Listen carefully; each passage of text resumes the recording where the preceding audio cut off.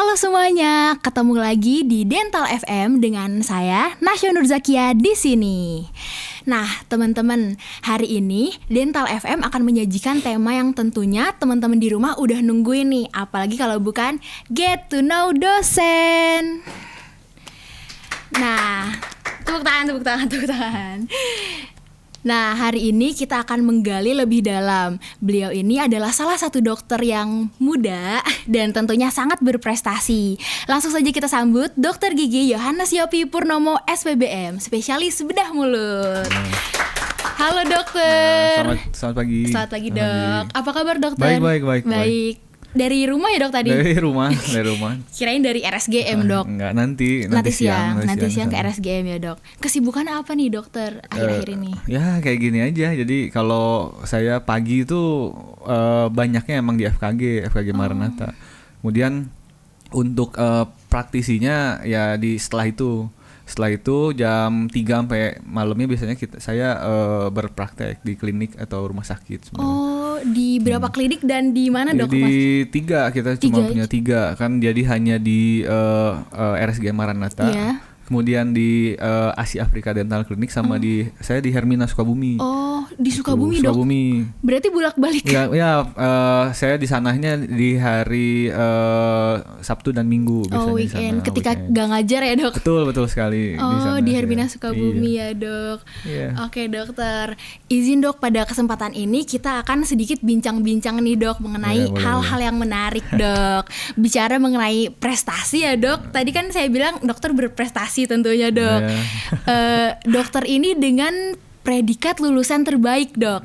Gimana sih dok caranya? Apakah ada tips gitu dok buat menjadi lulusan terbaik dok? Ya sebenarnya waktu saya di S1 juga kan memang waktu itu ya terpilih juga kan sebenarnya di S1 tuh waktu 2000 pas lulus tuh 2014 kalau nggak salah ya, itu terpilih juga memang jadi lulusan terbaik. Cuma memang waktu itu mungkin gara-gara saya itu sebenarnya kan saya periode 2. Jadi di koas itu kan periode 1 kemudian periode 2. Nah, saya memang mungkin ya terpilih karena waktu itu saya tuh lulusnya bisa cepat gitu, bisa bareng sama periode yang 1 gitu. Nah, mungkin itu sih yang mungkin jadi salah satu pertimbangan waktu S1 tuh terpilih menjadi yang terbaik dari FKG. Nah, untuk yang di spesialis sebenarnya saya juga kan sempat terpilih juga jadi. Oh iya dok, terbaik juga dok. Iya, yang waktu bedah mulutnya waktu itu dari PPDGS dan PPDS-nya gitu. Nah, kalau di spesialistik sebenarnya banyak pertimbangan atau banyak hal yang dinilai. Iya, dok. Nah, salah satunya mungkin lomba-lomba. Kemudian saya pernah mungkin mengikuti beberapa lomba dan menang gitu ya. Iya, dok. Kemudian publikasi ilmiah waktu itu saya memang membantu dosen untuk publikasi ilmiah dan berhasil menembus internasional. Waktu itu dosen sebenarnya saya cuma membantu penelitian gitu. Nah, cuman jadi memang dari situ beberapa hal itu sehingga saya terpilih juga. Jadi salah satu yang terbaik. Hebat gitu. Sekali dok, keren banget dok. Iya, jadi spesialis gitu juga terbaik dok berarti? Iya, waktu yang di SP juga saya sempat terpilih gitu. Jadi yang dok. Terbaik di Unpad waktu itu. Keren banget dok. 2022 ya. Iya dok. Sebelum itu dok, emang dokter cita-citanya pengen jadi dokter gigi atau gimana nih dok ceritanya? Oh iya, jadi awalnya sebenarnya saya cita-cita awalnya jadi pengennya sih jadi farmasi ya, soalnya mama papa saya tuh di obat kan. Iya. Di obat. Cuma waktu itu entah kenapa saya mikir kayaknya saya harus punya bisa usaha mandiri. Nah, salah satunya kan kalau dokter tuh bisa buat praktek mandiri ya. Iya dok. Nah, dari situ mungkin terus kemudian awalnya saya keterima di dokter umum sebenarnya di sini. FK dok. Di FK Marnat keterima. Nah, cuma entah ya di pertengahan itu saya mikir kayaknya kalau misalnya dokter umum kan belajarnya banyak ya. Iya, seluruh tubuh kita dari atas sampai bawah. Tapi saya pikir kalau dokter gigi tuh cuma belajarnya kan segini. Cuma ya dok, ya. Jadi saya waktu itu di pertengahan itu saya pindah gitu sebenarnya. Di pertengahan waktu itu FKG itu pembukaan kan saya angkatan pertama. Dok. Nah, jadi di situ pindah. dan hanya tes keterampilan kalau nggak salah, dan saya masuk gitu di 2008. Oh 2008 tuh berarti awal mula FKG. Betul. Nah, jadi memang saya senang juga sih sebenarnya di bidang FKG soalnya keterampilan tangan kan. Iya betul dok, skills ya dok. Saya kan dirawat sama beberapa dokter gigi juga kan, ya kayaknya kerjaan dokter gigi tuh menyenangkan gitu. Iya kayak gitu. Berarti dokter sempet di FK terus pindah ke FKG. Keterimanya aja sih. Jadi pas penerimaan kan di FKG itu kalau nggak salah pas penerimaan gelombangnya itu bukan gelombang pertama. Jadi yang kedua atau ketiga gitu. Jadi saya pas di gelombang kedua dan ketiga itu pindah gitu. Di tes ulang gitu. Tes ulang ya dok. Tapi nggak sempat masuk. Iya gitu. dok. Kalau dokter pengen ke spesialis bedah mulut gimana dok ceritanya? Iya jadi awalnya itu kan kita setelah lulus kan pasti praktek dulu ya, praktek terus ngelihat minat atau potensi kita di mana gitu. Nah setelah beberapa saat praktek ya awalnya tuh tertariknya ke prosto justru saya. Ke prosto dok. Tapi karena memang beberapa kasus ya ini sebenarnya kan bedah mulut tuh bukan tentang cabut gigi aja gitu. Deh, betul. Nah tapi emang waktu saat itu rujukannya tuh banyak yang cabut gigi tuh akhirnya ke saya gitu. Oh gitu ya. Terus habis itu ya dari situ terus ngelihat peluang juga ya dari Maranatha kan sebenarnya waktu itu belum pernah ada ya dari spesialis bedah mulut gitu. Karena saya angkatan pertama gitu. Saya ngeliat peluang kayaknya memungkinkan nih. Ya kemudian saya tes sebenarnya 2017 tuh saya tes di Unpad ya waktu itu nggak masuk, tapi 2018 saya tes ulang masuk gitu. Oh berarti dokter sempat gagal dulu di 2017 tuh masuk nggak masuk. Terus habis itu 18 saya tes kembali dan akhirnya masuk. Keren dok, keren. Harus ini ya, harus kalau gagal emang kalau kita ada niat pasti mau, pasti bisa gitu. Iya dok, benar ya dok. Pasti bisa. Berarti pernah gagal dulu ya dok? Iya, pernah nggak terima dulu. Iya, gitu. Tapi minat itu dok udah ada waktu dokter masih preklinik atau belum sih dok? Enggak. Jadi waktu preklinik yang itu kan saya kayaknya lebih seneng ke prostodontis gitu, tapi pas udah praktek justru kayaknya berubah gitu. Karena nanti ya potensi apa minat gitu nanti kelihatannya setelah praktek sebenarnya. Kemauannya pas udah kita jadi dokter ngarahnya kemana gitu. Iya dok, iya dok. Kalau waktu yang ditempuh untuk pendidikan spesialis bedah mulut sendiri dok itu berapa lama dok? Untuk bedah mulut sebenarnya ya dari kalau zaman dulu tuh 5 tahun atau lebih gitu sebenarnya. Nah untuk dok. Sekarang karena dari kurikulum atau dari pusatnya juga ngomong katanya pendidikan spesialistik tuh jadi 4 tahun. Jadi waktu saya tuh sebenarnya dari 2016, 17 sama kan saya 18. Nah itu udah 4 tahun sama pendidikan bedah mulut. Iya dong. Jadi bukan bedah mulut aja, semua beberapa yang dulu 5 tahun. Contohnya kayak Opjin, bedah umum gitu, anestesi kalau nggak salah ya dulunya 5 tahun jadi 4 tahun. Jadi 4 tahun. Semuanya jadi 4 tahun sebenarnya untuk pendidikan. Berarti dokter 4 tahun ya dok? 4 tahun. 4 tahun lebih dikit lah. Lebih dikit dok. Oke dok, apakah selama masa pendidikan spesialis bedah mulut ini dokter pernah merasa bosan atau jenuh dok? Sebenarnya tuh kalau di bedah mulut kan menemukan kasusnya tuh yang baru-baru terus ya. Nah untuk bosan atau jenuh pasti pernah ya. Nah biasanya bosan atau jenuh tuh ya di tahun-tahun pertama sebenarnya, tahun 1 atau 2 di pendidikan dokter bedah tuh itu paling capek-capeknya sebenarnya ya, karena memang paling junior kan memang paling mengerjakan semua hal yang di keresidenan ya.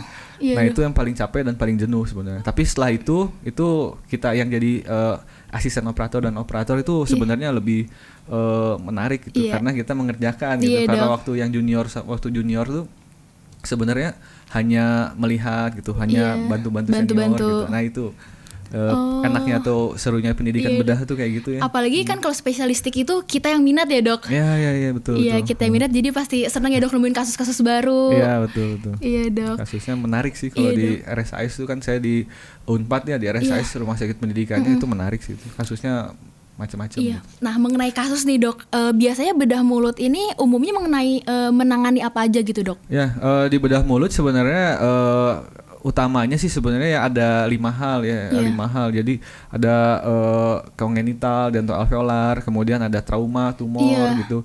Ya, kemudian ada hal-hal yang lain gitu, yang penyakit-penyakit yang terkait tubuh gitu ya. Dong. Tapi emang paling banyak ya kasus-kasus yang kita tangani sih ya pasti mengenai dentoalveolar. Ya gigi impaksi lah ya. Impaksi yang paling banyak sebenarnya. Untuk kasus yang paling susah atau rumit dok yang pernah dokter tangani selama jadi dokter spesialis bedah mulut apa dok? Setelah lulus sih sebenarnya banyaknya saya banyak mengerjakan pasien yang tumor jinak ya kalau setelah lulusnya. Tapi waktu pendidikan banyak yang tumor ganas di RSI itu sangat-sangat rumit kalau menurut saya. Tapi setelah lulus saya memang banyak mengerjakan tuh tumor-tumor jinak dan cleft sebenarnya. Celah bibir lanjut-lanjut gitu. Itu yang mungkin banyak gitu kasusnya yang sedikit rumit soalnya kan kalau untuk yang cleft kan kita harus gimana caranya supaya estetik pasiennya juga baik gitu, nggak asal-asalan. Sebenarnya kalau asal juga bisa ya, asal jahit gitu, jahit bisa, tapi hasilnya kurang bagus kan kasihan pasiennya. Iya dok, buat nanti ya. Jadi beneran mikir ke sana juga ya dok, harus seperti itu ya dok. Estetiknya juga harus dipikirkan gitu untuk cleft ya. Untuk persiapan khusus dok sebelum dokter tindakan ada nggak dok? Persiapan pasiennya gitu. Iya persiapan pasien. Sebenarnya kalau ya itu dibagi dua kan sebenarnya tindakan tuh kan ada yang secara lokal dan secara umum gitu. Nah untuk yang pasien-pasien bius umum itu sebenarnya persiapan preoperasinya tuh nggak ada. Tapi gimana ininya kan sebenarnya gimana kondisi tubuh pasiennya gitu. Kalau misalnya dia ada gula darah yang tinggi, itu kan harus ada regulasi dulu, kemudian tensinya tinggi kayak gitu. Itu persiapan khususnya. Tapi kalau lokal sebenarnya itu ya nggak ada persiapan khusus sih, asal dia cukup tidur, tensi bagus kayak gitu. Sebelum dilakukan operasinya ya dok ya. Kalau lokal sih lebih ke sana, tapi kalau umum banyak yang dipertimbangkan. Kalau untuk dokternya sebagai operatornya gimana dok? Ada persiapan khusus juga? Oh kalau sayanya nggak ada sih sebenarnya ya mungkin persiapan fisik juga ya dan mental ya karena operasi juga kan kita nggak ketebak ya. Bisa sejam, kalau lama kalau susah bisa 2 jam ya sama ini ya berdoa ya supaya operasinya lancar ya dok. Itu aja. Berarti dokter pernah sampai berjam-jam gitu dok? Ya paling lama ya waktu saya residensi sih sebenarnya. Waktu residensi itu bisa 3-4 jam waktu operasi besar gitu ya. Maksilektomi kemudian join dengan bedah onkologi. Nah itu yang memang operasinya berjam-jam. Lama gitu. Ya dok. Berarti betul ya dok, fisik kita juga harus bugar betul ya dok. Ya jadi dokter bedah emang rada selain fisik mental gitu ya. Mental ya dok. Itu juga. Betul dok. Oke nih teman-teman mungkin pada penasaran nih dok, pendapat dokter tentang odontektomi dok jika kondisi pasien cukup parah tapi takut ke dokter gitu dok. Oh iya, ya sebenarnya ya balik lagi yang tadi yang saya kasih tahu bahwa sebenarnya tindakan di bedah mulut itu kan sebenarnya ada dua, ada yang lokal atau bisa secara umum. Gitu. Nah kalau seandainya pasiennya pertama kasusnya parah dan takut, ya sebenarnya kita bisa menyarankan itu masuk ke bius umum gitu. Soalnya kalau seandainya dipaksain lokal gitu, kita sebagai operator juga merasa pasti kesulitan ya.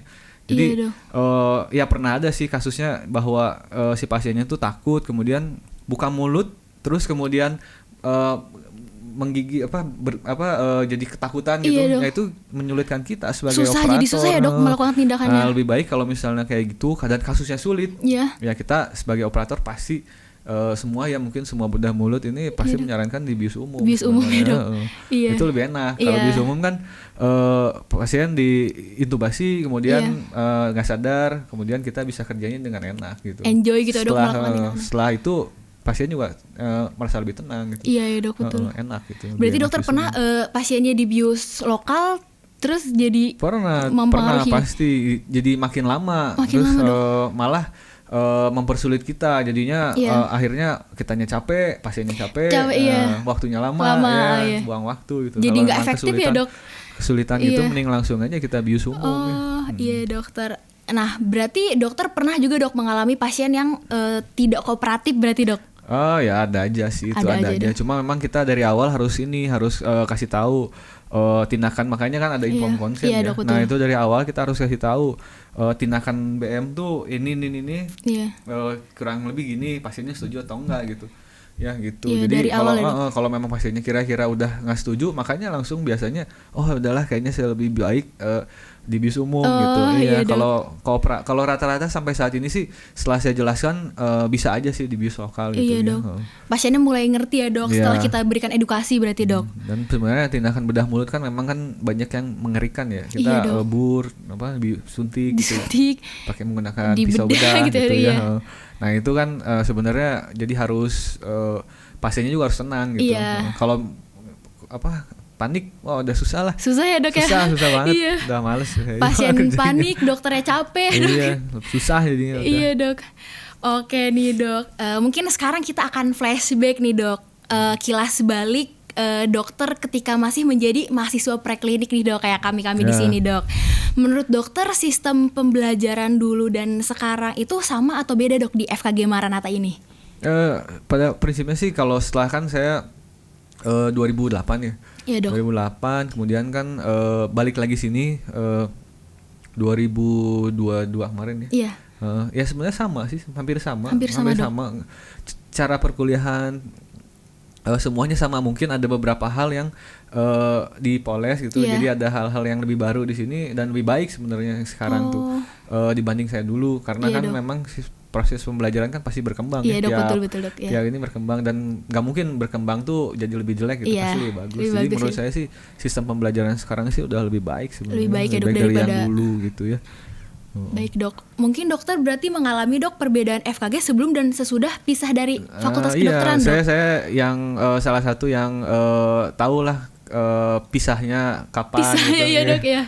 Jadi prosesnya kan memang waktu itu kan dulunya PSKG kan, program studi pendidikan dokter gigi ya. Belum jadi fakultas. Dia belum jadi fakultas, kita masih di bawah FK. Kita dulu beberapa kegiatan, malah dulu ospek saya gabung sama FK. Gabung ya, Dok, bareng, Dok. Jadi enaknya tuh kita dulu kenal banyak teman-teman di FK. Sampai sekarang saya sama senior FK 2015 FK masih ada yang kenal gitu. Ya, Dok. Ya karena memang dulu ospeknya bareng. Jadi kan dulu ospeknya kan kita gabung sama FK tuh hampir sebulan. Kemudian ada kegiatan apapun sama FK tuh masuknya di FK ya, Dok. Jadi saya sempat gabung tim basket juga, saya sendiri FKG dan yang lainnya temen FK. Yang lainnya FK. Jadi memang enaknya tuh di situ gitu ya. Ya mungkin kelebihannya di sana. Jadi saya punya banyak teman di FK. Ya, Dok, dibanding sekarang mungkin saya beberapa kemarin juga nanya, ada teman di FK nggak? Oh nggak ada. Kalau saya dulu banyak. Sampai 2015, 16, 17 tuh senior di FK tuh saya kenal semua. Kalau sekarang tuh kita mungkin cuman kenal doang, Dok, nggak kayak bareng kegiatannya bareng. Kalau saya dulu sama FK deket sama senior-seniornya. Jadi ospeknya terus ke kegiatan kayak inaugurasinya terus apanya lah semua kita ikut ke Fakultas Kedokteran berarti ya, Dok, ya. Lomba-lomba juga saya sempat ikut bareng 2008 itu saya sempat bareng sama tim masuk basketnya. Tim Fakultas Kedokteran ya, Dok, berarti. Iya, Dok, berarti cukup kerasa ya, Dok, perbedaannya. Iya, kerasa. Jadi sekarang kan sendiri ya. Iya, sendiri, Dok. Iya, di FKG aja. Iya, FKG aja, Dok. Jadi fakultas sendiri. Iya. Kemudian, Dok, dalam bidang kedokteran gigi, menurut dokter, skill apa sih, Dok, yang kita sebagai mahasiswa preklinik penting untuk dikuasai, Dok? Ya, sebenarnya skill keterampilan tangan pasti ya. Nah, selain itu juga sebenarnya skill kita berkomunikasi ya, dengan Dok. pasien itu yang harus sebenarnya lebih baik lagi. Jadi dibanding keterampilan tangan gitu. Oh iya, Dok. Ya itu sebenarnya kalau keterampilan tangannya nggak terlalu bagus, tapi kalau skill ngomongnya bagus tuh pasiennya lebih percaya sebenarnya dibanding kalau kita dosennya ngomongnya galak gitu ke pasien, tapi pasiennya keterampilan tangannya bagus tapi digalak, tapi diomong di belakang tuh pasiennya pasti ngomongin gitu. Dok. Jadi menurut saya sih selain keterampilan tangan ya skill komunikasi ke pasien. Kalau pasti kalau komunikasi dokternya baik sih pasien pasti lebih percaya. Iya, gitu. Dok, bener, Dok. Jadi nggak cuman skill keterampilan tangan yang kita kuasai ya, Dok. Komunikasi betul. Dengan pasien, gimana cara kita bikin nyaman pasien, berarti ya, Dok. Betul. Nanti kalian kan belum masuk ke koas ya? Belum, Dok. Nanti coba aja kalau misalnya udah di koas gitu, kaliannya galak terus pasiennya atau marah-marah, pasiennya yang di koas pasti males, gak mau balik lagi ya, Dok. Gak mau balik lagi ya, Dok. Coba aja, walaupun kalian kerjanya bagus gitu ya, jadi males lah pasiennya kan kalau misalnya kitanya dokternya gitu ada kayak gitu. Sebenarnya, Dok, di preklinik juga kami udah belajar sih, Dok, tentang komunikasi kayak gitu di keterampilan dasar, Dok. Itu makanya harus dikuasai ya, itu. Dok. Iya dok. Kemudian sewaktu dokter masih kuliah nih dok, skills lab atau praktik apa yang paling berkesan dok? Ya mungkin kalian udah pada tahu semua lah ya. Iya nggak? Gimana dok?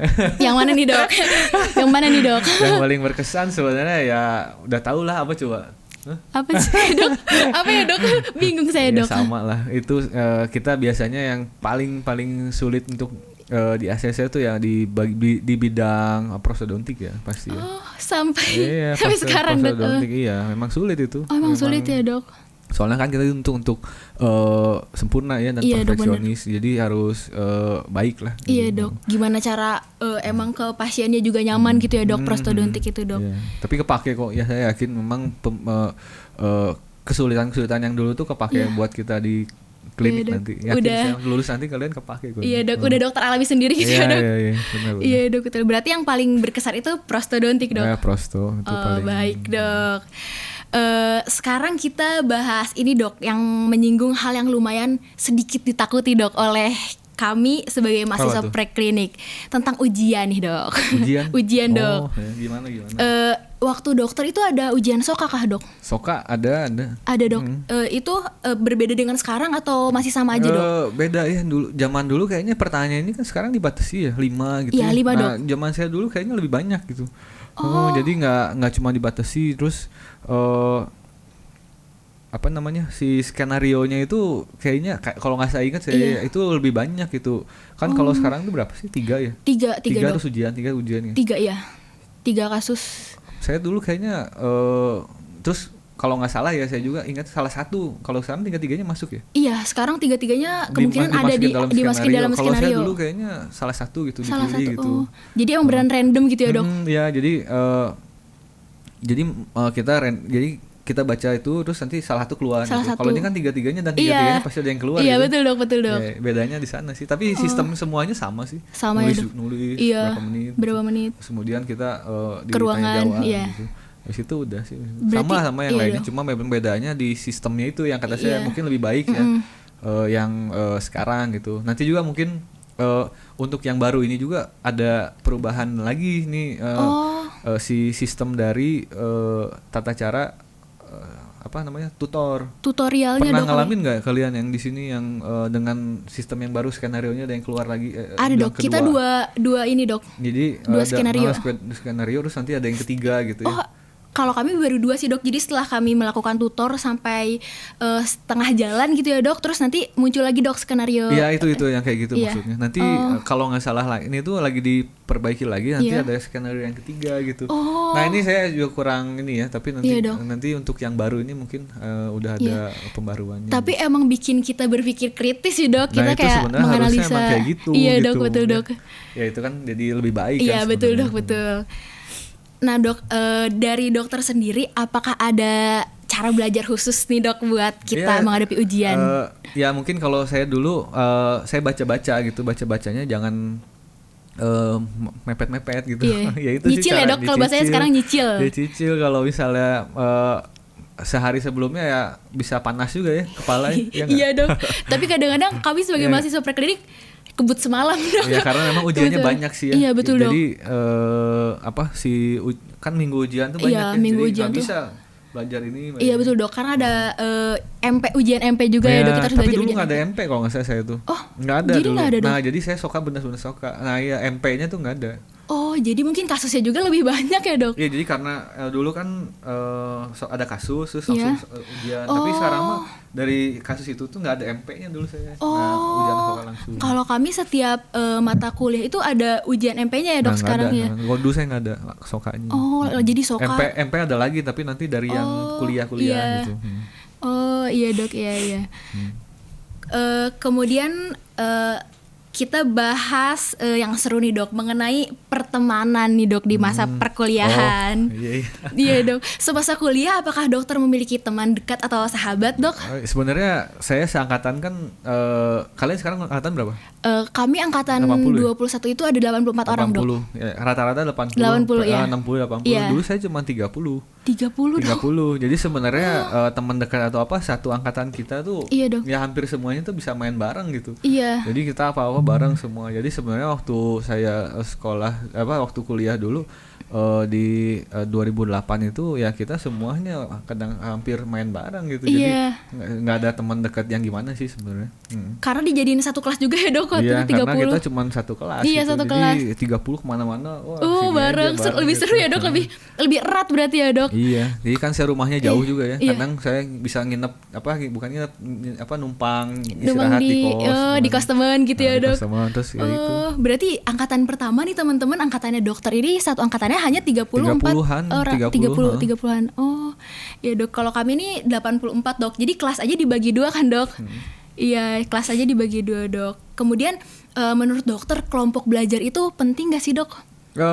Penting soalnya kalau kita kan nggak mungkin belajar sendiri. Kayak misalnya ada beberapa hal yang kita harus menguasai skill seperti misalnya harus yang tanya jawab itu nggak mungkin gitu ya, Dok, ya? Sendiri ya. Terus yang belajar apa yang bisa sharing sama teman-temannya itu harus di kelompok belajar kan. Nggak bisa kita belajar sendiri, baca sendiri, ngomong sendiri kan nggak bisa. Harus ada interaksi sama teman-teman yang lain di kelompok belajarnya itu ya. Berarti menurut penting saya sih ya? Penting gitu. Iya ya Dok ya. Iya. Kemudian ada pengalaman berkesan nggak sih Dok mengenai dokter dan teman-teman sewaktu kuliah gitu Dok, iya, itu di klinik? Ada sebenarnya paling berkesan tuh ya mungkin teman saya nih kalau dengerin ada. Jadi dulu saya waktu itu kan sebenarnya besoknya misalnya mau ujian. Dulu cetak antar temen nih ada, sekarang nggak ada ya? Kita ke Phantom Dok. Nah, kalau dulu cetak antar temen. Oh berarti kita masuk ke teman Dok. Jadi saya waktu itu kan sebenarnya saya orangnya tuh gugupan gitu ya, gugup dulu.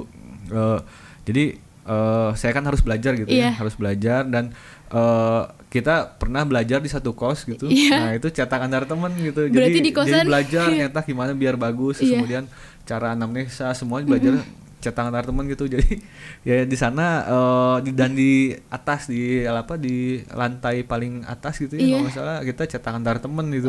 Belajar di situ gitu. Ya itu salah satu hal yang berkesan ya Dok gitu. Jadi sampai sekarang saya masih ingat dan kalau memang dibahas lagi sama teman-temannya waktu itu ketemu pas reuni ya itu memang masih jadi topik yang masih seru dibicarakan sebenarnya itu. Kalau kami ini kan ke Phantom ya Dok. Jadi kalau tumpah-tumpah juga di mulut Phantom. Kalian belum pernah ada yang kentar temen ya? Sekarang nggak boleh ya? Belum Dok. Kalau karena kan kita masih hybrid. Dulu saya cetak kentar temen gitu pas cetak atas ketika bawah. Ada OSC juga Dok. Iya, kalau cetak OSCE juga tuh antar temen Dok. Waktu saya di bawah. Jadi kalau misalnya gak bagus tuh ulang lagi. Jadi remet. Oh iya betul Dok, kami juga sama Dok, jadi remet ya. Tapi kan bedanya sekarang kan kalau di Phantom tuh beda feel-nya Dok, beda feel-nya. Harus betul. Cobain sebenarnya langsung di Aduh, kita masih takut-takut Dok kalau ke teman. Emang nggak ada kan tapi? Nggak ada Dok. Kita ke Phantom, ujian OSCE pun di Phantom Dok. Oh iya. Dok. Kalau saya antar teman ya Dok, lebih menantang berarti. Jadi belajarnya saya berkesannya itu banyak lah hal yang itu. Cuman yang paling berkesan mungkin paling saya ingat sih itu ya. Iya Dok, betul Dok, betul. Kemudian Dok, apakah ada tips gak nih Dok dari dokter dalam mencari teman nih Dok dalam kuliah kedokteran gigi ini Dok? Dari saya emang nggak ada sih sebenarnya. Itu aja yang sebenarnya. Pertama mungkin kalau carinya yang sebenarnya bisa sama-sama pengen maju bareng gitu ya Dok ya. Maju bareng dibanding kalau misalnya dia satu temennya yang malas-malas gitu, mau gimana ya kan kita nggak bisa narik-narik juga ya kan. Kalau mau maju bareng, beres bareng. Sebenarnya baiknya masuk bareng. Beres bareng gitu. Cuman kan ada juga pasti dalam satu angkatan ini ya adalah pasti yang kurang motivasinya ya. Jadi ya udahlah kalau yang kurang motivasinya mungkin nggak bisa kita bareng. Iya Dok. Paling kita kasih motivasi penyemangat gitu ya Dok ke teman-teman yang lain. Iya Dok. Berarti selain yang bikin nyaman juga harus yang punya tujuan yang sama ya Dok. Iya, kalau misalnya temennya males-males terus gimana coba? Iya, kita juga jadi nggak, kan kuliah mahal nggak sih? Iya kan? Waduh. Oh, iya kan? Iya dong. Waduh, iya dong. Kalau misalnya terlalu lama, uang yang itu lebih banyak keluaran kan? Iya dong, uang yang dikeluarkan. Nah, saya selalu mikir gini, kita misalnya ada dalam FKG kan ada hal-hal yang harus dibereskan. Iya gitu dong. Mau lama mau cepet kan harus beres. Iya. Jadi sebisa mungkin dengan uang yang kita keluarkan itu kita harus segera dibereskan gitu. Karena makin lama juga kan uang yang keluar makin banyak ya dok. Buat apa gitu iya, kan. Dok, betul. Makin cepat lebih baik kan. Iya betul dok. Lulus. Kita mikir ke biaya ya dok. Iya. Uang semesteran gitu ya dok. Karena kalau nggak mikir biaya santai aja. Iya santai aja dok. Kuliah juga lama gitu ya dok. Mau lama-lama? Enggak dok, makasih dok. Pengennya ngebut dok kalau bisa dok. Iya dok. Sesuai, bukan ngebut, sesuai dengan waktu yang ditentukan tepat gitu ya dok. Iya dok. Nah sekarang kita akan bahas mengenai koas atau klinik nih dok. Karena saya dan teman-teman yang di rumah mungkin dok masih menempuh studi preklinik dan penasaran dok dan seringkali bertanya-tanya, betul gak nih teman-teman di rumah? Mungkin dok penilaian pada saat koas atau klinik ini apakah berbeda dengan kita preklinik atau bagaimana ya dok? Ya sebenarnya kalau untuk di koas itu kan pasti kan penilaiannya kan ada pasiennya gitu. Iya dok. Kalau di preklinik kan nggak ada gitu. Iya. Ya sebenarnya bedanya di sana aja sih, ada pasien penilaiannya, aslinya gitu. Iya. Oke dok. Kemudian kalau di koas atau klinik itu ada required pasiennya itu seperti apa ya dok? Kalau di bedah mulut gitu. Iya. Di bedah mulut sebenarnya ada poin ya, di poin ya itu cabut gigi tuh poinnya 3.000 gitu. 3.000 dok. 3.000. Nah kemudian ada journal reading, kemudian ada case report atau referensi kasus, kemudian ada penyulit bedah gigi penyulit atau bedah minor, ya atau apa namanya odontektomi. Ya itu sebenarnya harus kita lakukan gitu ya. Iya dok. Dan hal-hal yang lain DST dan lain-lain gitu ada juga sih sebenarnya. Berarti ada ketentuan-ketentuan khusus ya dok untuk memenuhi poin tersebut. Jadi ada tahapannya, cabut gigi berapa dulu, nanti ujian, nanti baru penyulit, nanti setelah penyulit nanti baru bisa satu tahap lagi untuk bedah yang paling akhir, yaitu biasanya odontektomi atau bedah minor lainnya gitu. Oke dok, nah teman-teman di rumah mungkin udah terjawab nih teman-teman pertanyaan-pertanyaan dari teman-teman di rumah. Kemudian dok, pada saat koas atau klinik bagian yang paling susah atau capek itu apa dok waktu dokter klinik dok? Ya sebenarnya yang saya selalu ngomong sih ke mahasiswa yang di klinik tuh yang baru masuk terutama ya. Iya dok. Itu yang harus kalian utamakan sih sebenarnya di bagian prosto dan orto. Iya. Ya itu soalnya nggak bisa dikejar dalam waktu seminggu 2 minggu kan. Itu harus prosto dan orto itu harus dilalui tahapannya dan sampai insersi dan kontrol gitu ya. Ya selalu saya sih omongkan bahwa orto dan prosto itu yang harus ya paling susah sebenarnya itu karena butuh proses nggak bisa kalau sambal pencabutan kemudian penambalan pencabutan dan scaling dan lain-lainnya itu masih bisa dikejar dalam waktu seminggu 2 minggu gitu ya. Tapi kalau misalnya orto dan prosto itu mungkin sampai sekarang ya dari dulu zaman dulu sampai sekarang detik ini tuh yang paling nggak bisa dikejar. Makanya saya sarankan dari kalian pertama masuk utamakan sebenarnya orto dan prosto gitu. Karena dok. Orto tuh harus ada tahapannya kan, harus gerak giginya gimana gitu ya. Nah, tapi kalau misalnya prosto kan harus sampai insersi dan kontrol Tiba-tiba di tengah jalan pasiennya kabur dan lain-lain. ulang lagi dari awal. Itu yang susah sebenarnya, makanya dicari dari awal. Iya, dok. Sama sih dari zaman dulu. Dari dokter sekarang, waktu koas berarti ya dok ya? Iya sebenarnya bukan dari saya, sama dari zaman dulunya lagi. Zaman dulunya lagi juga saya dok, karena membutuhkan waktu yang cukup lama ya dok untuk menyelesaikan ortodonti dan prostodonti ya dok. Iya itu pasti dok. Iya dan capek juga berarti ya dok? Iya itu capek lah pasti. Iya dok, betul dok. Pasti paling capek. Iya dok. Malah zaman dulu saya nyusun gigi dan lain-lain sendiri. Oh iya dok, semua sendiri. Sendiri, jadi buat kawat sendiri. Iya. Oh seperti itu ya dok. Sama seperti pertanyaan tadi di awal dok, ketika dokter mengambil sekolah spesialis, apakah dokter pernah mengalami jenuh atau bosan dok di koas atau klinik ini dok? Oh ya pasti itu, pasti ada. Cuma ya balik lagi mikir, ya saya pengen cepet beres gitu. Iya dok, ada motivasi ya dok? Ada motivasinya, kalau nggak ada motivasi selesai. Iya dokter. Jadi udah nanti kayak teman-teman saya mungkin ada beberapa yang akhirnya nggak lanjut kan. Oh ada dok. Ada aja yang kayak gitu. Pasti ada yang beberapa yang akhirnya nggak lanjut gitu karena kurang motivasi. Iya dok. Berarti lawan rasa jenuh dan bosan itu dengan motivasi sama tujuan kita ya dok. Ingat tujuan di awal mau apa gitu ya dok. Iya benar ya. Iya dok. Oke nih dok. Waduh gak kerasa dok, sebenarnya kita udah hampir selesai nih dok. Iya.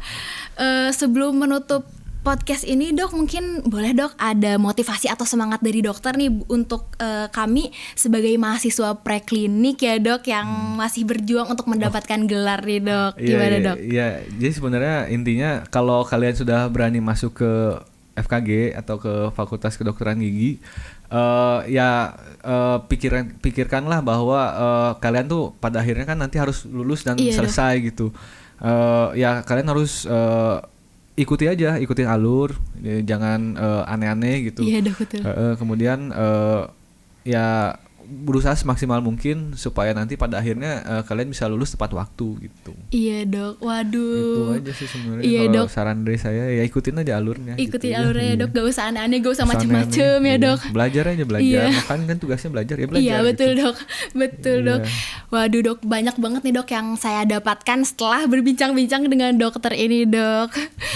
Nah teman-teman Dental FM dimanapun teman-teman berada, seperti yang sudah tadi dokter Yopi sampaikan, kalau kita ini harus semangat terus ya dok ya, dalam mengejar cita-cita kita, tujuan kita ingin menjadi dokter gigi. Kemudian terima kasih banyak nih dok Ya, sudah sama-sama. dapat berkenan hadir dan membagikan kisah atau pengalaman dokter, kemudian juga ilmu yang tentunya saya dan teman-teman lain di rumah dapatkan dok. Semoga dokter sehat selalu dan makin sukses. Amin, dok. amin. Iya dok. Kalau begitu saya akhiri dengan sebuah pantun nih dok. Ya, boleh dok? Buah nanas, buah rambutan, dicampur gula enak sekali. Saya Nashwa selaku pembawa acara pamit undur diri. Sampai jumpa di lain kesempatan. See you.